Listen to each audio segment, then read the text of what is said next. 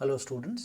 आज के इस वीडियो में हम लोग लीनियर इक्वेशन के और भी प्रॉब्लम्स को लेंगे। ये बहुत ही फंडामेंटल प्रॉब्लम्स हैं, बट बहुत इंपॉर्टेंट है क्लास 9th के लिए और क्लास 10th के लिए, दोनों के लिए ही बहुत इंपॉर्टेंट है। प्राइमरली ये वीडियो क्लास 9th के स्टूडेंट्स के लिए है और उनके प्रॉब्लम्स को इसमें मैंने इनकॉर्पोरेट किया है। एग्जाम्पलर प्रॉब्लम एनसीईआरटी एंड कुछ और भी किताब से इस प्रॉब्लम को मैंने इन प्रॉब्लम्स को लिया है। बट ये क्लास 10th के स्टूडेंट्स जिनका भी फंडामेंटल वो सोचते हैं कि लीनियर इक्वेशन में बहुत अच्छा नहीं है, उनके लिए बहुत अच्छा वीडियो है। तो चलिए स्टार्ट करते हैं। आज के सबसे फर्स्ट क्वेश्चन को लेते हैं। तो सबसे फर्स्ट क्वेश्चन है हमारा कि अगर हमारे पास y equals to 3x plus 5 बोला गया है कि एक इक्वेशन है y equals to 3x plus 5, ये हमारे पास एक इक्वेशन है। तो आप देख सकते हैं कि ये इक्वेशन एक ही है, दिस इज़ वन इक्वेशन, क्योंकि ये एक इक्वल टू का साइन है, LHS है, RHS है, तो ये प्योरली एक इक्वेशन है और एक इक्वेशन है ये तो आप समझ ही सकते हैं। और इसमें एक्चुअली दो वेरिएबल्स है x एंड y, क्योंकि दोनों के ऊपर पावर 1 है इसलिए ये लीनियर है। ये बस मैंने रिपीट कर दिया। अब इसमें बोला गया है कि इसके कितने सोल्यूशंस हो सकते हैं, है भी या नहीं है, आप ये बताइए। तो इस बारे में मैं मेरे पुराने वीडियोस को अगर आप देखेंगे तो आपको इसका आंसर वैसे भी मिल जाएगा, लेकिन मैं इसको दोबारा एक्सप्लेन करता हूँ। कभी भी एक इक्वेशन हो और एक से ज़्यादा वेरिएबल हो, तो ऐसे किसी भी इक्वेशन का मल्टीपल वैल्यूज़ आंसर होता है। ऐसे किसी भी इक्वेशन के मल्टीपल आंसर्स होंगे। मतलब मैं ये कहना चाह रहा हूँ यहाँ पे कि अगर एज्यूम कर लेते हैं कि ये अगर एक इक्वेशन है हमारे पास y equals to 3x plus 5, तो अगर मैं x की जगह यहाँ पे 1 डाल दूँ और y की जगह 8 डाल दूँ, तो आप देखेंगे कि ये सेटिस्फाई करेगा, मतलब LHS इक्वल्स टू RHS हो जाएगा। मैं रख के भी दिखा देता हूँ आपको कि y की जगह अगर मैं 8 रख दूँ और x की जगह मैं 1 रख दूँ, तो आप देखें LHS इक्वल्स टू RHS हो जाएगा। मतलब लेफ्ट हैंड साइड पे जो नंबर है और राइट हैंड साइड पे जो नंबर है दोनों बराबर हो जाएगा, 8 इक्वल्स टू 8 होगा। अगर आप दूसरा देखना चाहते हैं आप वो भी देख सकते हैं। अगर मैं x की जगह 2 ले लूँ तो और y की जगह 11 ले लूँ, तो ये देखेंगे कि ये सेटिस्फाई हो जाएगा। आप मैं रख के भी दिखा देता हूँ, x की जगह 2 y की जगह 11, तो 11 इक्वल्स टू 3 इंटू एक्स की जगह 2 प्लस 5। आप देखेंगे 3 2 + 6 प्लस 5 इज़ 11 इक्वल्स 11। इसी तरह से और भी वैल्यूज़ हैं जो सेटिस्फाई कर देंगी। x इक्वल्स टू अगर एज्यूम कर लेते हैं, मैं 3 रख देता हूँ and y is equals to 14 रख देता हूँ, तो देखेंगे LHS इक्वल्स टू RHS हो जाता है। x की जगह आप 3 प्लग करेंगे तो 3 × 3 इज़ 9, 9 + 5 इज़ 14, तो y भी हमारे पास 14 है। तो ऐसे जितने चाहें आप वैल्यूज़ अपनी मर्ज़ी से बना सकते हैं और उसको रख सकते हैं। आपके मन में ये सवाल होगा कि हमें कैसे पता लगेगा कि क्या वैल्यू रखना है क्या नहीं रखना है, तो मैं इसका जवाब आपको देता हूँ। आपको बहुत इजी तरीके से सोचना है। सबसे पहला तो ये कि अगर आप इसको चाहें तो थोड़ा सा मैनिपुलेट कर लें, y minus 3x equals to 5 equals to 5। आप पहले ये लिख लें, मैनिपुलेशन करके आप ये लिख लें इसको। तो y minus 3x equals to अगर 5 है आपके पास, अब आपको सोचना है कि इसमें सोल्यूशन क्या हो सकता है। मतलब y में से 3 टाइम्स ऑफ क्या माइनस करें तो 5 आ पाए। तो ये ट्रिकी हो जाता है, बहुत बच्चों के लिए ट्रिकी है। तो आप जैसा पहले था आप वैसे ही छोड़ दीजिए, या फिर आप एक टेबल बना करके भी इसको सॉल्व कर सकते हैं। या मैं एक काम करता हूँ, जैसा पहले था ना एग्जैक्टली मैं वैसे ही छोड़ देता हूँ। इसको लिख देता हूँ y equals to 3x plus 5। अब आप x की जगह जो चाहें आप वैल्यू रख लीजिए। एज्यूम कर लीजिए कि x की जगह आप 10 रखना चाहते हैं, आप रख लीजिए। और y की जगह 3 × 10 30, 30 + 5 कितना होता है 35, तो y की जगह 35 रख लीजिए। ये आ गया। तो अब इस तरह से, या फिर कह लीजिए y की जगह 35 आ जाएगा। तो इस तरह से जब हम इसको सॉल्व करेंगे तो इसमें मल्टीपल सॉल्यूशंस आपको मिलते चले जाएंगे। मैं एक और रख के दिखा देता हूँ। अगर आप x की जगह आप 5 रखना चाहते हैं, आप 5 रख लीजिए। 5 3 = 15, 15 + 5 इज़ 20। तो y की जगह आप या तो कह लीजिए 20 रख दिया, या तो कह लीजिए 20 आ गया। तो आप कुछ भी कह लीजिएगा, मतलब at the end of the day meaning दोनों का सेम ही रहेगा। तो x equals to 5, y equals to 20 अगर आप रखते हैं तो ये LHS इक्वल्स टू RHS हो जाएगा। इसका मतलब है कि इस इक्वेशन के कितने सोल्यूशंस आप कहेंगे, एक सोल्यूशन है या बहुत सारा है। बहुत सारा सोल्यूशन है, आप देख सकते हैं यहाँ पे मैंने बनाया भी है, काफ़ी सारे सोल्यूशंस हैं। तो क्योंकि काफ़ी सारे सोल्यूशन हैं इसलिए हम कहेंगे this equation has infinitely many solution. पता नहीं है कितने हैं, चलता रहेगा, आप जितना चाहे वैल्यू प्लग करते चले जाइए और आपको आंसर मिलता चला जाएगा, मतलब LHS इक्वल्स टू RHS होता चला जाएगा। इसलिए हम कहेंगे कि इसमें इनफाइनाइटली मेनी सोल्यूशन है। चलिए इसके बाद हम लोग नेक्स्ट क्वेश्चन की तरफ मूव करते हैं। तो नेक्स्ट क्वेश्चन हमारा है, अगर हमारे पास y एक्सिस दिया हुआ है तो उसका इक्वेशन कैसा होगा, कैसा लिखेगा वो इक्वेशन, ये हमें नेक्स्ट क्वेश्चन है मेरे पास। Equation of y axis, equation of y axis. Okay, तो हम लोग क्या करते हैं, एक लाइन ड्रॉ कर लेते हैं, एक्स एक्सिस और वाई एक्सिस दोनों का लाइन ड्रॉ कर लेते हैं, और दोनों मैं एक ही क्वेश्चन में आपको दिखा देता हूं कि एक्स एक्सिस का इक्वेशन किस फॉर्म का होगा और वाई एक्सिस का इक्वेशन किस फॉर्म का होगा। ये मैं दोनों ही आपको एक ही क्वेश्चन में दिखाता हूँ, रुक जाए। ओके, अब देखिए एक्स एक्सिस पे जितने भी पॉइंट्स होंगे वो किस फॉर्म का होगा ये आप जानते हैं। एक्स एक्सिस पे ये वाला पॉइंट 1 है तो इसको लिखेंगे एक्स पे 1 चला, वाई पे तो कुछ चलना ही नहीं है हमें, तो 1,0। एक्स पे ये वाला जो पॉइंट होगा, ये वाला, दिस इज 2,0। एक्स पे ये वाला जो पॉइंट होगा, this is 3,0 and this is 4,0। Similarly इधर भी आ जाएंगे तो हमारे पास -1,0, this is -2,0, this is -3,0, this is -4,0, this is -5,0 and so on, इस तरह से है। अब आप नोटिस करेंगे कि इस इक्वेशन में एक इंटरेस्टिंग पैटर्न है, और वो पैटर्न है कि सभी में y की वैल्यू 0 है। जितने भी कोऑर्डिनेट्स मैंने लिखे हैं सभी में y की वैल्यू 0 है। तो क्योंकि y की वैल्यू 0 है, यही एक ऐसी चीज़ है जो आप बड़े आराम से ऑब्जर्व कर सकते हैं। तो आप इतना ही लिख दें इसको, y इक्वल्स टू 0। सॉरी, ये x एक्सिस के लिए मैंने बताया है अभी आपको, मैं इसको थोड़ा सा चेंज कर देता हूँ, let me right this, x axis के लिए बताया है ये। तो x एक्सिस की इक्वेशन जो है वो है y equals to 0। So this is the equation of x axis. ये इक्वेशन है x एक्सिस का, मतलब x एक्सिस भी तो एक लाइन है ना, इस लाइन का इक्वेशन क्या होगा, y इक्वल्स टू 0। इसी तरह से y एक्सिस के ऊपर भी हम लोग प्लॉटिंग करेंगे। तो चलिए y एक्सिस के ऊपर भी मैं आपको प्लॉटिंग करके दिखा देता हूँ। सो this is 0,1, this is 0,2, this is 0,3, this is 0,4 and so on. इसी तरह से यहाँ पे जाएंगे तो 0,-1, this is 0,-2, this is 0,-3 and so on.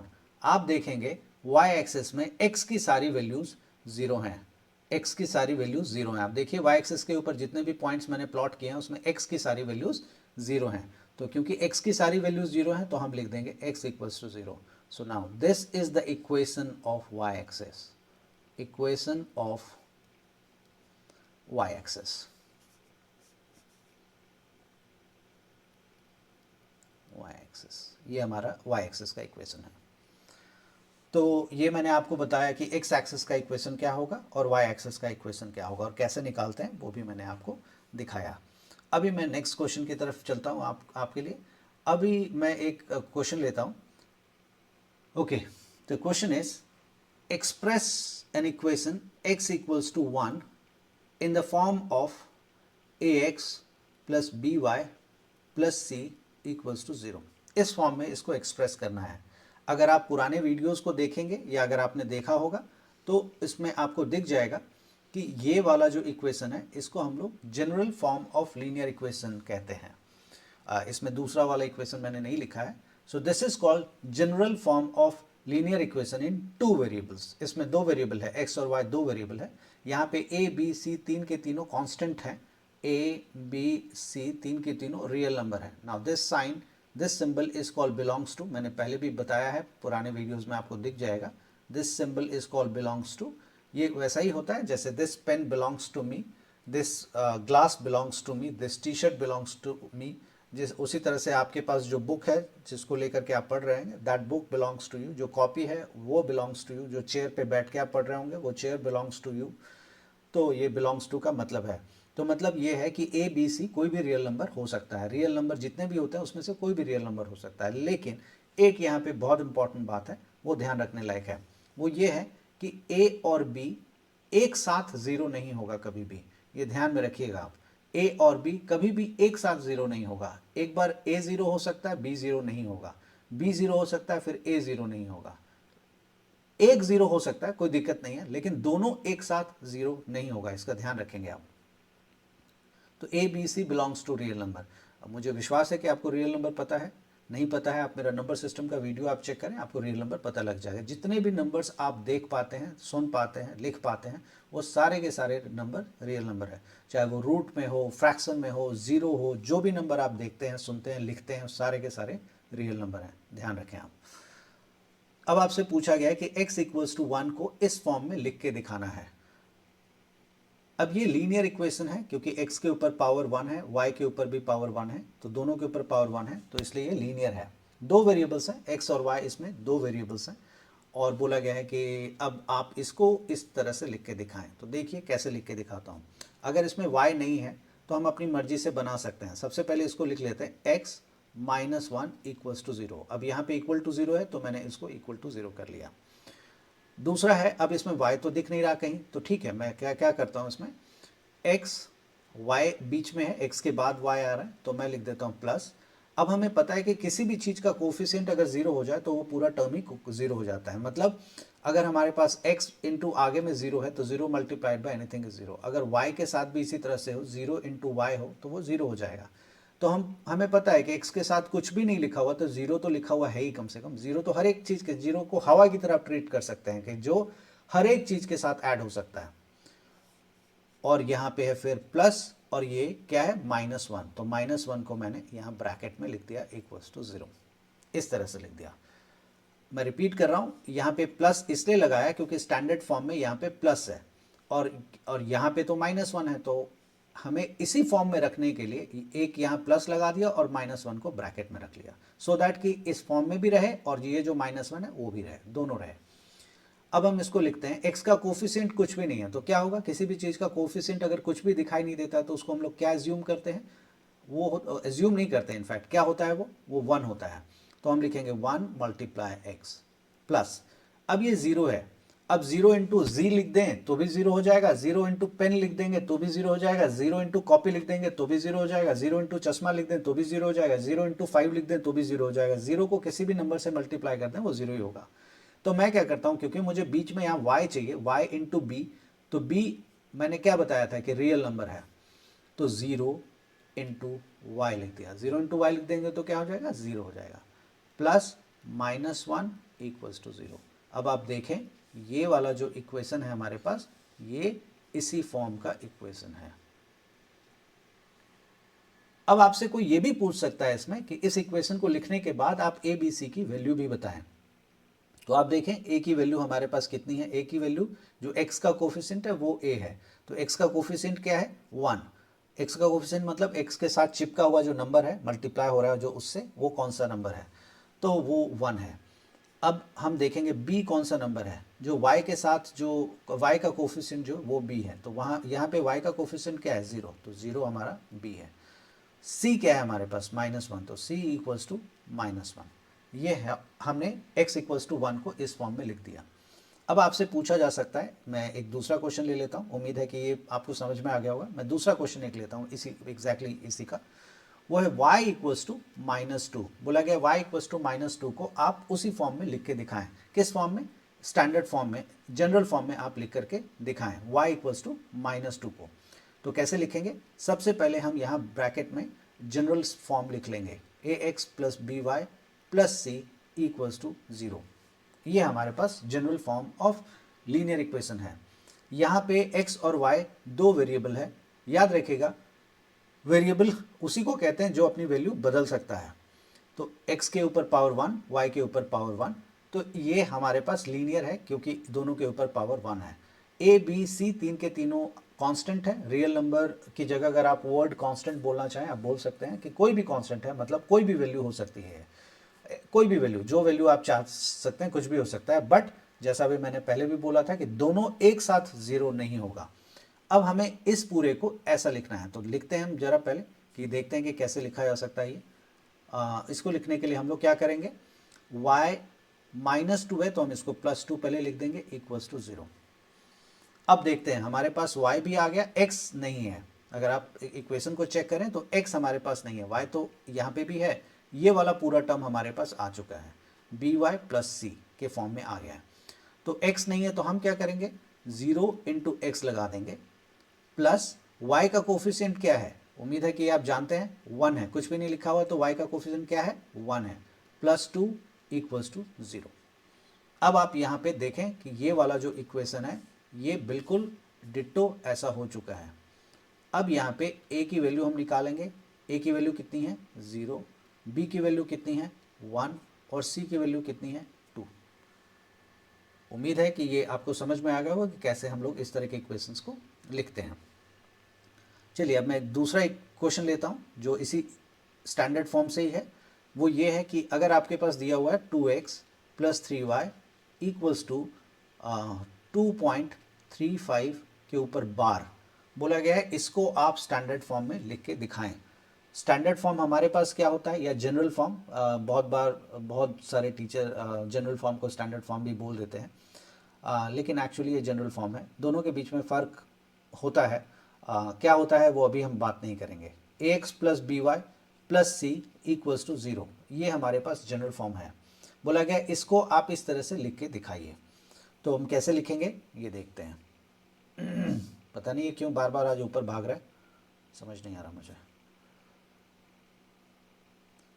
चलिए तो लिखते हैं। सो ये 2x + 3y equals, sorry equal की जगह मैं लिख देता हूँ minus. So this is minus, sorry minus 2.35 के ऊपर बार है इक्वल्स टू 0 है। 2x + 3y plus in bracket -2.35 के ऊपर बार है इक्वल्स टू 0 है। उम्मीद है कि आप जानते हैं कि ये बार लगने का मतलब होता है कि 5 जो है बार बार रिपीट हो रहा है। इसको ऐसे समझ सकते हैं, 2.35 है के ऊपर बार है तो 5 5 5 5 5 ... ये चले जा रहा है। ये आपने इसको स्टैंडर्ड फॉर्म में लिख दिया। अब आप देख सकते हैं कि x का कोफिशिएंट भी आ गया, y का कोफिशिएंट भी आ गया एंड कांस्टेंट टर्म भी आ गया, सब कुछ आ चुका। एक मिनट, सॉरी ये बार बार आज। अब यहाँ पे a b c की वैल्यू आपको लिखनी है। तो a की वैल्यू, x का कोफिशिएंट जो होता है वो a का वैल्यू होता है तो 2, y का कोफिशिएंट हमारे पास क्या है, वो हमारे पास 3 है, तो y का कोफिशिएंट जो होता है वो क्या होता है b, तो 3 हमारे पास b है। और c क्या है, c हमारे पास है -2.35 के ऊपर बार। ये आपके पास स्टैंडर्ड फॉर्म भी आ गया और ए बी सी की वैल्यू भी आपने लिख दी। चलिए अब हम लोग नेक्स्ट क्वेश्चन लेते हैं इसी स्टैंडर्ड फॉर्म का ही, कि अगर स्टैंडर्ड फॉर्म में एक और क्वेश्चन मैं करके दिखा देता हूँ आपको कि अगर ऐसा लिखा हुआ हो तो आप कैसे उसको स्टैंडर्ड फॉर्म में कन्वर्ट करेंगे। अगर लिखा हुआ 4 = 2x - 3y और बोला गया है कि इसको आप स्टैंडर्ड फॉर्म में कन्वर्ट करके दिखाइए। So this is another question. So that, तो स्टैंडर्ड फॉर्म में लिखने के लिए मैं दोबारा लिख देता हूँ, या जनरल फॉर्म में लिखने के लिए ax + by + c = 0 के फॉर्म में होना चाहिए। तो हम सबसे पहले x वाला टर्म होगा, फिर y वाला, फिर कोएफिशिएंट। तो यहाँ पे देख सकते हैं x वाला टर्म हमारे पास ऑलरेडी है, x वाला टर्म हमारे पास 2x है, फिर y वाला टर्म भी है -3y। कांस्टेंट नहीं है तो कांस्टेंट ये जो 4 है ना, आप इसको इधर से राइट हैंड साइड पे ले आइए, तो क्या हो जाएगा +4 है, इधर आके क्या हो जाएगा -4 = 0। यहाँ कुछ नहीं बचा तो 0। अब हम देखते हैं कि क्या एग्जैक्टली वैसा हो गया, नहीं एग्जैक्टली वैसा नहीं है ये। हम कैसे बनाएंगे इसको, 2x + -3 × y + -4 = 0। ऐसा करके मैंने क्या किया, एग्जैक्टली जो स्टैंडर्ड फॉर्म में आप देख रहे हैं कि बीच में, यहाँ पे देखिए आप बीच में जो प्लस है, एग्जैक्टली मैंने इसको प्लस के फॉर्म में लिख दिया। ये वाला जो प्लस है मैंने इसी तरह से लिख दिया यहाँ पे। अब आप देखेंगे कि a और b और c की वैल्यू क्या होगी, तो बहुत इजीली आप a b c की वैल्यू आप ट्रेस कर सकते हैं। a की वैल्यू हमारे पास 2 है, b की वैल्यू हमारे पास -3 है और c की वैल्यू हमारे पास -4 है। उम्मीद है कि स्टैंडर्ड फॉर्म में कैसे कन्वर्ट किया जाता है ये अब आपको समझ में आ गया है। चलिए अब मैं दूसरा प्रॉब्लम लेता हूँ। दूसरा प्रॉब्लम है मेरा कि अगर हमारे पास एक इक्वेशन है, let us assume the equation is pi x या फिर 2x प्लस वाई इक्वल्स 9। बोला गया है कि इस इक्वेशन के 4 सोल्यूशन आप निकाल के दिखाएं।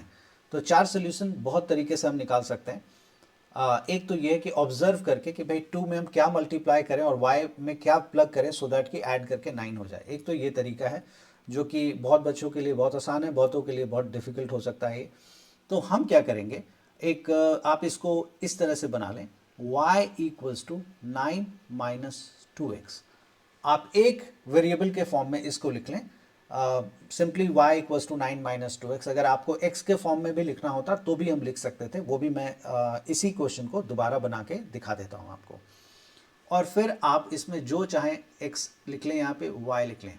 अब आपको 4 चाहिए, आप 7, 8, 10, 20, 50 जितने चाहें उतने निकाल सकते हैं। आप x की जगह कुछ वैल्यू रख लीजिए, 0 रख लीजिए। सबसे पहले x की जगह 0 रखा तो 2 मल्टीप्लाई 0 इज 0, 9 माइनस 0 इज 9। तो y की वैल्यू कितनी आ गई, 9। ओके, x की जगह मैं 1 रख लेता हूँ, 1 रख लिया तो 2 1 जा 2, 9 माइनस 2 इज 7। तो y की वैल्यू कितनी आ गई, 7। x की वैल्यू मैंने -1 रख ली। x की वैल्यू अगर -1 रख लेंगे तो 2 इंटू -1 इज -2, तो minus multiply minus is plus. So 2 plus 9 is 11। तो आप y की वैल्यू 11 मिलेगी। x की वैल्यू अगर हम 3 रख लें तो 3 रख लेंगे तो 9 माइनस 3 2 जा 6, 9 माइनस 6 इज 3। तो y की वैल्यू भी आपको 3 मिल जाएगी। x की वैल्यू 2 रख लेते हैं तो 2 2 जा 4, 9 माइनस 4 इज 5। तो y की वैल्यू हमारे पास 5 हो गई, एंड सो ऑन। आप जितने चाहे वैल्यूज निकाल सकते हैं, ये आपके सामने मैं निकाल के दिखा रहा हूँ। तो इस तरह से आप किसी भी इक्वेशन को अगर आप चाहेंगे उसमें वैल्यूज निकालना, आप बड़े आराम से निकाल सकते हैं।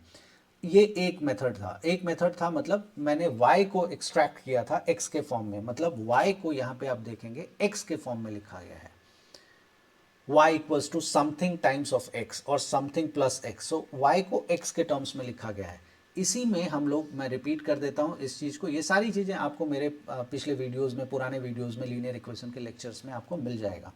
लेकिन मैं इसी में आपको लिख करके दिखा देता हूँ कि कैसे हम इसी में कुछ टर्मिनोलॉजी है जो मैं यूज़ कर देता हूँ, एंड दैट इज x को हम लोग कहेंगे इंडिपेंडेंट वेरिएबल एंड y को कहेंगे डिपेंडेंट वेरिएबल।